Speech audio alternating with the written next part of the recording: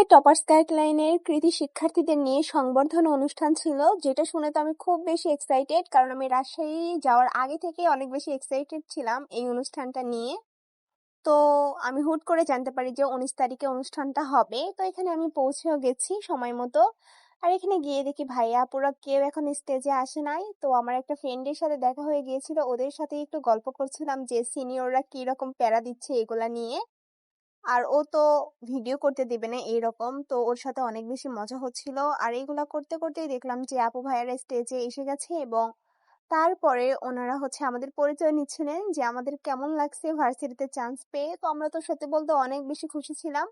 তো এই পর্বটা অনেক ভালো কাটে, দেন মাহাদি ভাইয়াদের সাথেও দেখা হয়ে যায়। আর তারপরে শুরু হয় আমাদের ক্রেস্ট বিতরণ পর্ব, যেটা খুব বেশি এক্সাইটিং ছিল। আর এখানে আমিও আমার অনুভূতি প্রকাশ করেছিলাম। আর খাটো হয়ে খুব বেশি বিপদে আছি, আমাকে দেখাও যাচ্ছে না।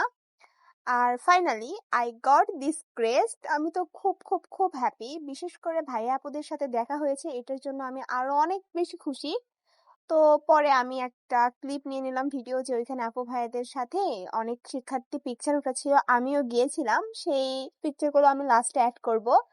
আর এখানে আমাদের মাঝখানে একটু বিরতি দিয়েছিল যে সবাই নামাজে যাবে, এই কারণে সেই সূচকে আমি একটা ভিডিও নিয়ে নিছি।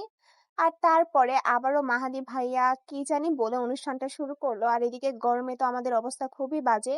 আর তারপরে টপার্স গাইডলাইনের যে আপু ভাইয়ারা ছিল তাদেরকেও ক্রেস্ট দেওয়া হলো, আর আমরা এখানে একটা টি শার্টও পেয়ে গেছি। আর পরবর্তীতে আমাদের জন্য নাচ গানের অনুষ্ঠানও করা হয়েছিল।